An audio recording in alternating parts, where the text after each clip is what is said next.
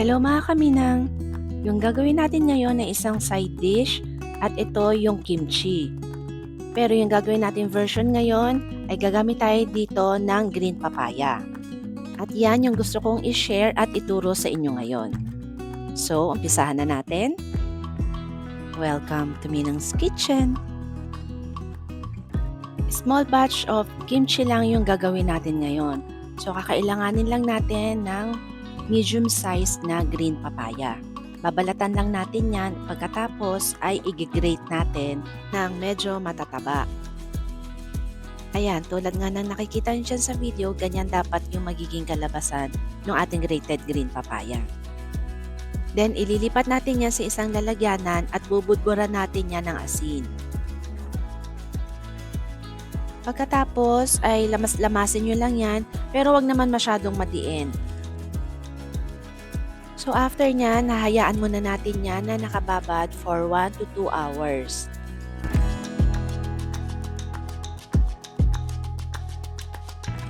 So after nung oras ng pagkakababad natin, huhugasan na natin yan. So kailangan natin yan hugasan ng 3 hanggang 4 na beses para yung asin na iniligay natin dito kanina, mabawasan kung hindi man natin siya matanggal lahat. At hindi rin magiging maalat yung kalalabasan ng ating kimchi. At habang ginagawa natin ito mga kaminang, kung gusto mo na ikaw ang mauna sa mga bagong recipes natin, huwag mong kalimutan i-click yung subscribe button, pati na rin yung notification bell para ma-notify ka sa mga new uploads natin. I-follow mo na rin ang Minang's Kitchen sa FB, IG, at sa iba pang social media platforms. Pagkatapos nga natin yung mahugasan, pipigaan natin yan para maalis pa natin yung excess water.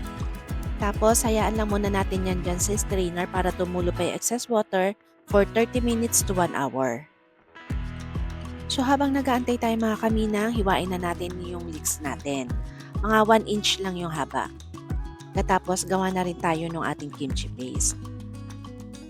Para naman dito sa ating kimchi paste, kakailanganin natin ng garlic, ginger, at kalahati nitong ating malaking apple.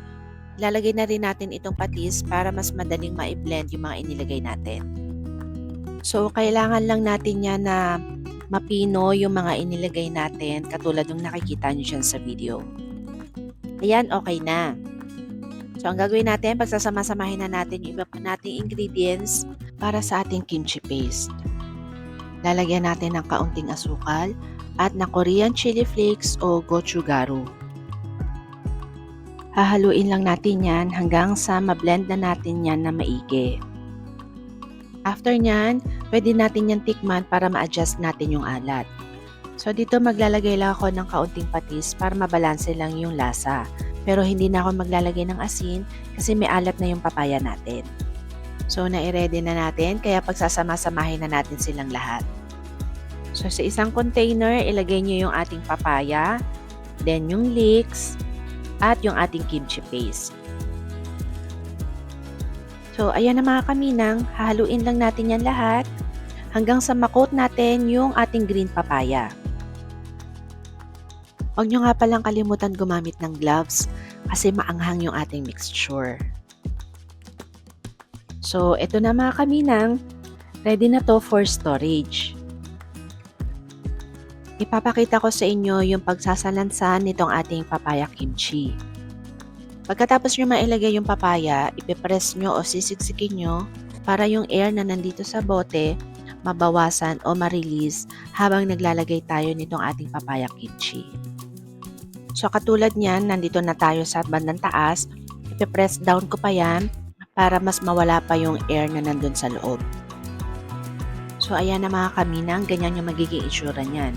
At para sa panghuling proseso, kailangan natin i-ferment yan sa room temperature ng 1 to 2 days bago yan ilagay sa ref. At ito na mga kaminang, yung aking version ng papaya kimchi. Sana ay nagustuhan nyo itong ibinahagi kong recipe sa inyo. At kung meron kayong mga gustong recipe na ma-feature dito sa ating channel, comment down below para mailuto natin yan.